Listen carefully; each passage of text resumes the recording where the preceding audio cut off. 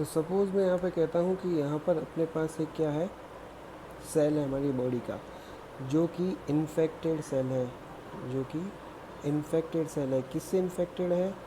Virus के through infected है। अब ये खुद सेल क्या करेगा, ये वायरस इन्फेक्टेड सेल जो है ये एक प्रोटीन सेक्रेट करेगा।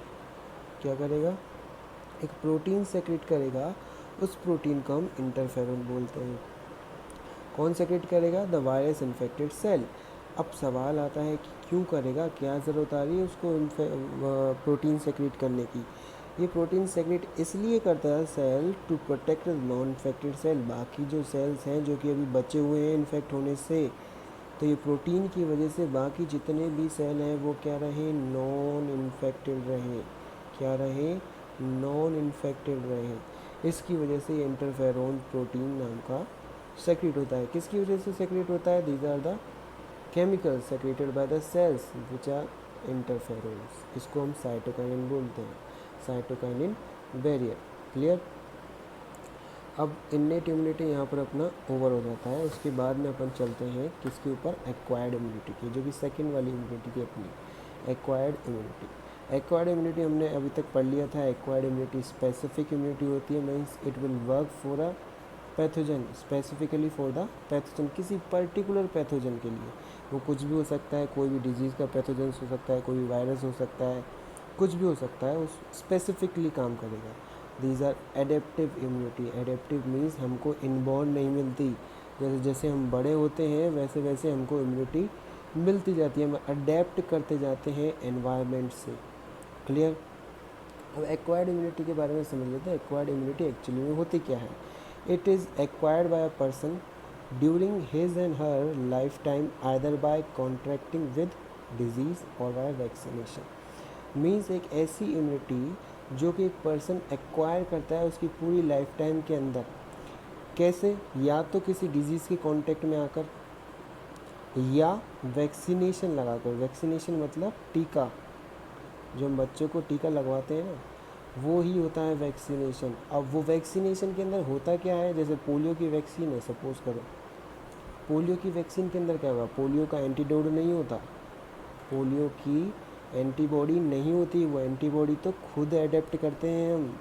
तो पोलियो की वैक्सीन के अंदर होता क्या है? पोलियो की वैक्सीन के अंदर क्या होंगे? पोलियो के बैक्टीरिया ही होंगे, पोलियो के बैक्टीरिया ही होंगे। पोलियो के बैक्टीरिया कैसे होंगे? इनएक्टिव फॉर्म में, मतलब वो क्या कर सकते हैं? वो डिजीज़ कॉज नहीं कर सकते, वो डिजीज़ कॉज नहीं कर सकते, लेकिन हमारी बॉडी के अंदर एंटीबॉडी जनरेट कर सकते हैं। एंटीबॉडी को जनरेट करेंगे, अब वो एंटीबॉडी हमारी पूरी ज़िंदगी लाइफ टाइम हमारी बॉडी के अंदर रहेगी कि इन फ्यूचर अगर कभी भी दोबारा पोलियो के बैक्टीरिया अगर बॉडी के ऊपर अटैक करें तो बॉडी के इम्यून सिस्टम वो जो एंटीबॉडी ऑलरेडी बनी हुई है हमारी बॉडी के अंदर उसको रिलीज़ करके उनको किल करने में काम आए।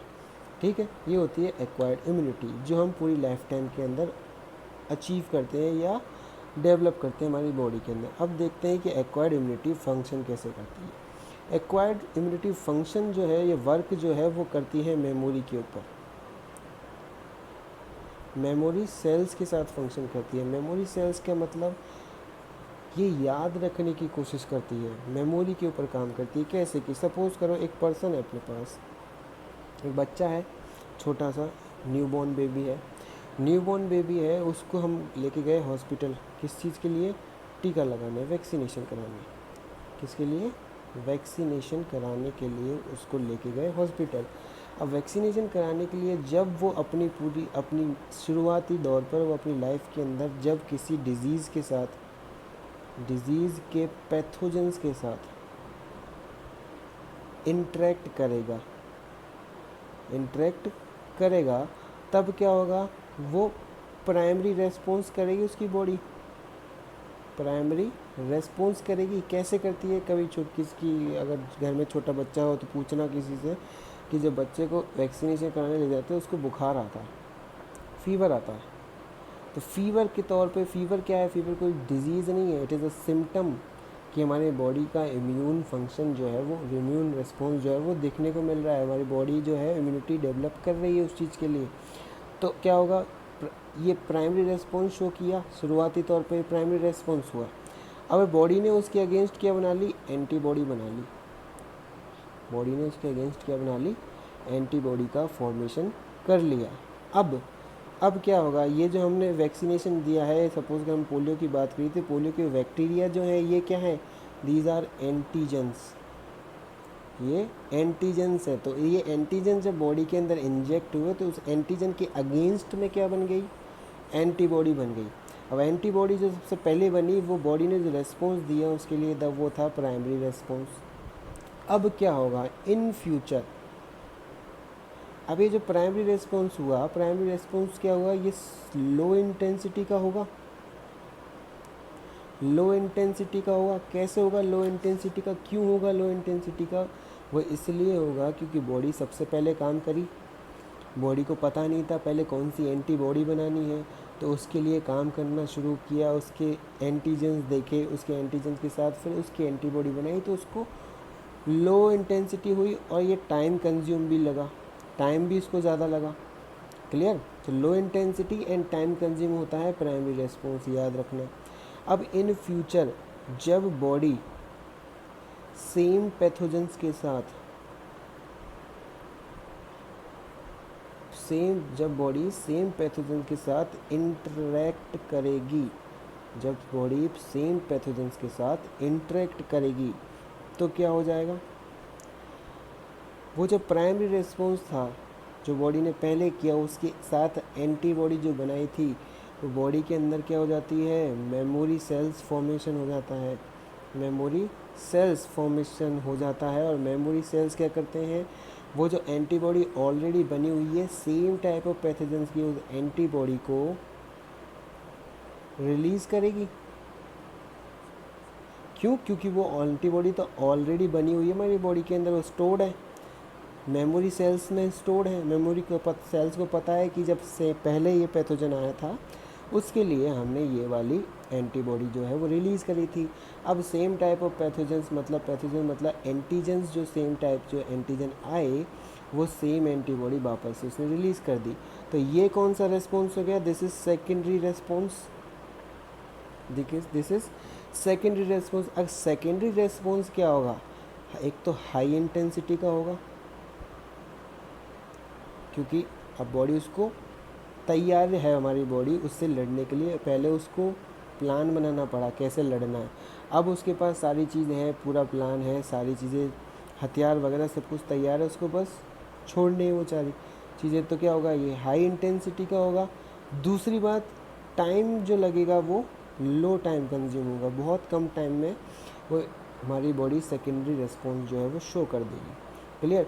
तो एक्वायर्ड इम्यूनिटी फंक्शन कैसे करती है, किस के बेसिस पे करती है, मेमोरी सेल्स के बेसिस पे करती है। दो तरह के रेस्पॉन्स शो करती है, एक प्राइमरी रेस्पॉन्स शो करती है, दूसरा करती है सेकेंडरी रेस्पॉन्स। प्राइमरी रेस्पॉन्स के अंदर क्या होगा, प्राइमरी रेस्पॉन्स जो फर्स्ट टाइम बॉडी किसी भी पैथोजन के साथ इंटरेक्ट करेगी तब पैथोजन क्या होता है, पैथोजन के अंदर एंटीजन होंगे, उसके अगेंस्ट जो एंटीबॉडी बनेगी वो। और जो प्राइमरी रिस्पॉन्स होगा that is the low intensity and time consuming. लेकिन इन फ्यूचर अगर बॉडी सेम पैथोजन के साथ इंटरेक्ट करती है तो मेमोरी सेल्स के अंदर ऑलरेडी एंटीबॉडी बनी हुई है, पहले जो बनाई थी एंटीबॉडी क्या होगा, वो रिलीज़ होगी, एंटीबॉडी रिलीज़ होगी, जिसको सेकेंडरी रिस्पॉन्स बोलते हैं। And secondary response is of high intensity and low time consuming. Clear. अब बात करते हैं क्या कि ये जो सेकेंडरी और प्राइमरी रिस्पॉन्स जो है वो देता कौन है, ये एंटीबॉडी बनाता कौन है। तो एंटीबॉडी बनाता है हमारे अंदर हमारे जो बॉडी के लिम्फोसाइट्स हैं, लिम्फोसाइट्स हैं हमारी बॉडी के। कौन से लिम्फोसाइट्स होते हैं, एक बी लिम्फोसाइट्स होता है और एक टी लिम्फोसाइट्स होता है। दो तरह के लिम्फोसाइट्स पढ़े थे हमने 11th क्लास में। The very first is B lymphocytes और दूसरा टी लिम्फोसाइट्स। बी लिम्फोसाइट्स क्या करेगा, it form antibody against antigen या फिर पैथोजन। टी लिम्फोसाइट्स क्या करेगा, it helps B lymphocytes in formation of antibody. B lymphocytes तो क्या करेगा, एंटीबॉडी बनाएगा। टी लिम्फोसाइट्स बी लिम्फोसाइट की हेल्प करेगा एंटीबॉडी बनाने के लिए। कुल मिला के सपोज़ करो भाई कि हमारी बॉडी क्या है, हमारी बॉडी राजा है, राजा का प्रोटेक्ट करने का काम किसका होता है, उसकी सेना का काम होता है। बी लिम्फोसाइट सपोज़ करो एक सेनापति है जो कि पूरा प्लान बनाएगा कि किस तरीके से दुश्मन को गिराना है। टी लिम्फोसाइट्स क्या करेगा, जब तक प्लान बन रहा है, जब तक प्रोटेक्ट करने का काम टी लिम्फोसाइट्स का काम है कि उसके सेनापति की मदद करना, जैसा वो बोले वैसा करना। अब जैसे ही कोई पैथोजन एंटर हुआ बॉडी में, एंटर इन बॉडी, तो सबसे पहले कौन इंटरेक्ट करेगा, बी लिम्फोसाइट्स या T lymphocytes? Obviously T lymphocyte करेगा। क्यों? क्योंकि जब तक बी लिम्फोसाइट उसे लड़ने के लिए प्लान बनाएगा, जब तक टी लिम्फोसाइट जो सैनिक है हमारी बॉडी के, इनको आर्मी ऑफ द सेल भी, आर्मी ऑफ द बॉडी भी बोलते हैं, आर्मी या police man of the body भी बोलते हैं, ठीक है। तो जैसे ही पैथोजन एंटर किया, टी लिम्फोसाइट सबसे पहले आगे खड़े हो जाएंगे और वो उससे लड़ाई करेंगे, जब तक बी लिम्फोसाइट उसके अगेंस्ट एंटीबॉडी बना लेगा। क्लियर यहाँ तक बात? तो कौन काम करता है एंटीबॉडी बनाने में? B lymphocytes and T lymphocytes, in which B lymphocytes form the antibody and T lymphocyte help the antibody formation, या T lymphocyte help the B lymphocytes in the formation of antibody. Clear?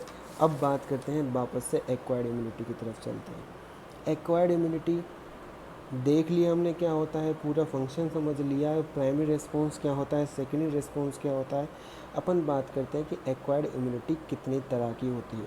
Acquired immunity जो है वो अभी तक दो तरह की देखी गई है। The very first is active immunity और सेकंड होती है पैसिव इम्यूनिटी। एक एक्टिव इम्यूनिटी और एक passive immunity. Active immunity is person's own cell produce antibody in response to infection and vaccination. मतलब एक पर्सन है, उसको इन्फेक्शन हो गया तो उसके खुद के सेल ही एंटीबॉडी प्रोड्यूस करेंगे, जैसा वैक्सीनेशन में देखा था। कि उसकी खुद के सेल ने ही एंटीबॉडी प्रोड्यूस करी है, जो कि प्राइमरी रिस्पॉन्स में देखा था। तो सेम होता है एक्टिव इम्यूनिटी के अंदर, person's own cell produce antibody in response to the infection and vaccination, टीके के टाइम, ठीक है। पैसिव इम्यूनिटी में क्या होगा, पैसिव इम्यूनिटी के अंदर उसके खुद के सेल जो है एंटीबॉडी प्रोड्यूस नहीं करेंगे, in which only readymade antibody are given to the infected person's body. Readymade बाहर से बनी बनाई एंटीबॉडी को डायरेक्टली इंजेक्ट कर दिया जाएगा किसी पर्सन की बॉडी में, क्योंकि अपने पास ज़्यादा टाइम नहीं होता। अगर किसी चीज़ को हमको डिजीज़ से लड़ने के लिए अपने पास टाइम नहीं है, जैसे कोरोना है, कोरोना की बात करते हैं तो कोरोना क्या है भाई, इसके अपने पास उसकी वैक्सीन बनेगी, तो ऐसे थोड़ी ना कि लोगों को, अभी जो लोगों की खुद की इम्यूनिटी उससे फ़ाइट कर रही है, वैक्सीन बने, कुछ लोग नहीं कर पा रहे उससे फ़ाइट, तो क्या करेंगे, जब वैक्सीन बनेगी तो रेडीमेड एंटीबॉडी डाल दी जाएगी बॉडी के अंदर। और एंटीजन क्या है, एंटीजन तो कोरोना के खुद के वायरस हो गए, उसके अगेंस्ट एंटीबॉडी बनती है। और जो लोग नहीं बना पा रहे, जो लोग उससे फाइट नहीं कर पा रहे, तो रेडीमेड एंटीबॉडी क्या कर दी जाएगी, इंजेक्ट कर दी जाएगी बॉडी के अंदर, जिससे वो आराम से फाइट कर सके उसके साथ। अब एक्टिव इम्यूनिटी क्या होती है, एक्टिव इम्यूनिटी स्लो होती है, क्योंकि भाई इसमें बहुत सारा टाइम लग जाता है बनने के लिए। प्राइमरी रिस्पॉन्स जो होता है वो स्लो होता है, लो इंटेंसिटी का होता है, टाइम कंज्यूमिंग भी ज़्यादा होता है, बहुत ज़्यादा। तो एक्टिव इम्यूनिटी क्या होती है, स्लो होती है, बहुत स्लो प्रोसेस होता है, लेकिन लाइफ टाइम चलती है, लॉन्ग लास्टिंग होती है। क्लियर? अब बात करते हैं पैसिव के अंदर। पैसिव के अंदर जो एक्शन है वो तो फास्ट होगा, बहुत जल्दी, तुरंत एंटीबॉडी काम करेगी, उसके अगेंस्ट काम, एंटीजन के अगेंस्ट तुरंत काम करना शुरू कर देगी, लेकिन शॉर्ट एंडिंग होता है, थोड़ी ही देर में या थोड़े कुछ महीनों के अंदर उसका फंक्शन जो है वो ख़त्म हो जाएगा। एक्टिव इम्यूनिटी के अंदर मेमोरी का फॉर्मेशन हो जाएगा, means primary response, secondary, in future अगर कभी भी वो आएगी तो मेमोरी फॉर्मेशन हो जाएगा, सेकेंडरी रिस्पॉन्स इजीली शो कर देगा। लेकिन इसमें मेमोरी का फॉर्मेशन नहीं होता। एग्जाम्पल के तौर पर अगर बात करें एक्टिव इम्यूनिटी की, एक्टिव इम्यूनिटी जैसे हो गया पोलियो, अभी हमने वैक्सीनेशन के बारे में पढ़ा, ठीक है, वही चीज़ है यहाँ पर। पोलियो हो गया, वो क्या है, एक्टिव इम्यूनिटी हो गया। लेकिन पैसिव रेडीमेड इम्यूनिटी कैसी जाएगी, जैसे किसी को सांप काट गया, स्नेक का जहर फैल गया, स्नेक वेनम फैल गया, तो उसके स्नेक का एंटीडोट दिया जाएगा, तो तुरंत इंजेक्ट करिए एंटीबॉडी और तुरंत उसका असर ख़त्म करा, उसको न्यूट्रलाइज कर दिया एंटीबॉडी को, उसका फंक्शन ख़त्म, उसका काम ख़त्म। क्लियर। टिटनस होता है, हमारी लग जाती है तो डॉक्टर हमेशा टिटनस के इंजेक्शन लगाता है। क्या लगाता है भाई, टिटनस की एंटीबॉडी लगाता है, एंटीजन नहीं लगाता, एंटीबॉडी लगाता है। एंटीजन और एंटीबॉडी में भी डिफरेंस देखेंगे मैं अच्छी तरह से, अभी बस इतना देख लो, इसकी क्या लगाता है, एंटीबॉडी लगाता है टिटनस की, जिससे उसका असर जो है, अगर टिटनस के बैक्टीरिया हमारे बॉडी में चले गए हों तो उसका असर जो है तुरंत ख़त्म हो जाए। Clear. I hope this is clear to you. कोई भी डाउट होगा तो मेरे को व्हाट्सअप कर देना, ठीक है। और अपन क्लास लेंगे, ऑनलाइन क्लास लेंगे हर तीसरे दिन, ठीक है। इसके बाद में अपन जो टॉपिक कवर करेंगे वो एंटीजन अच्छे से देखेंगे कि एंटीजन क्या होते हैं, और दूसरी चीज़ देखेंगे कि एंटीबॉडी क्या होती है, एंटीबॉडी का डायग्राम कैसा होता है, वो बहुत इंपॉर्टेंट है, डायग्राम 2 नंबर में आ जाता है, ठीक है। ओके।